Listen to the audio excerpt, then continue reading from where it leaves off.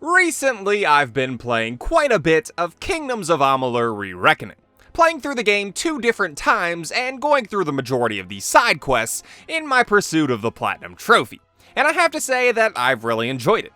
It's a game that I missed out on its initial release, so I'm glad it got a re-release so I could see what I was missing. While the game still has plenty of flaws that can hinder the experience at times, there is still quite a bit of fun to be had here. However, while I think things like the combat of the game and even the premise of the story are quite good, there is one thing that holds this game back for me, to the point where I know I'm not going to think about it much in the future, and that would be its world building. What do you think this one is then? Alpha? Garan? Could even be a Jotun. Always a surprise, eh, Garan? Eyes on the job, boy. Now, like I said, I think that the premise of this game is very good, and provides a good reason for your character to be less tethered to the reality of this world than its other inhabitants. Whereas they are tied to their fate, you are beyond fate. Everyone in this world has to follow the path that fate has set out for them. However, you can make amendments to that fate because you were resurrected and are no longer under fate's grasp. So not only can you follow whatever path you want, but you can also chart a course for others that fate hadn't intended them to travel. I think it's a good idea for the game, and it does get toyed with in some ways, such as in the House of Ballads side faction. But my point on giving you this general overview is to say that the core concept is there for me personally to be interested in this world and in its story. However, when I actually play the game and made my way further and further into the world of Amalur, I noticed that nothing in this world beyond concepts were really resonating with me. As I mentioned, the House of Ballads is an interesting concept. There are these immortal beings known as Fae who will reenact a sort of cyclical history. Essentially, these Fae will take on the role of great heroes and relive their stories or ballads. This tradition has been going on for hundreds, if not thousands of years, with new members joining the House of Ballads to take on the moniker of these great heroes. Now, yes, I am the acting Wenson, but the true king has been gone for many seasons. I am the 5th such Fae to hold the title, and at times like this, I wish I did not.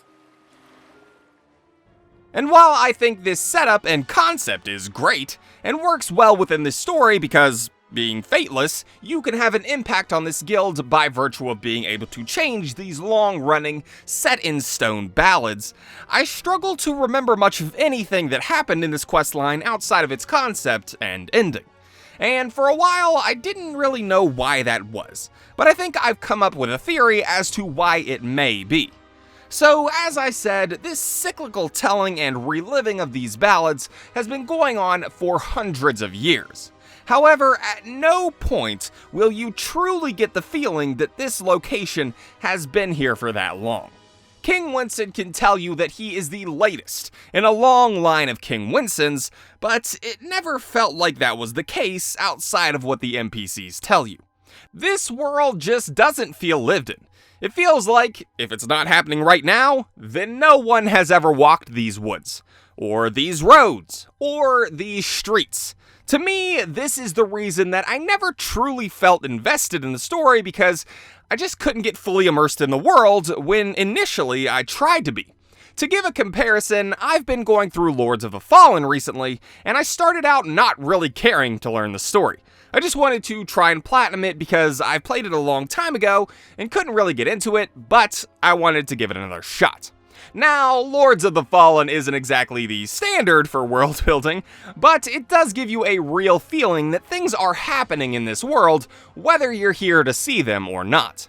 In some places, the bodies of soldiers line the battlefield, each huddled over in the brutal way that they ended up dying.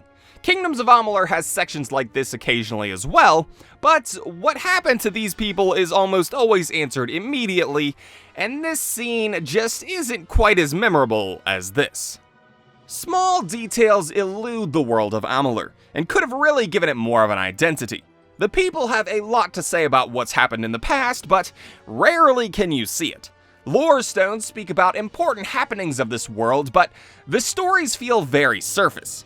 When I look at the entrance of this great gnome city of Odessa, I don't feel like this city has stood tall for ages. I feel like they just took the scaffolding down last week. This is the main thing that holds Amalur back in my opinion, and while this is a game that I will remember fondly, I will probably have issues remembering what I liked about it so much. Amazing. A child of dust has defeated the grave thresh. What a tale you've claimed for yourself, my friend. You are granted... But those are just my opinions, and I could be wrong.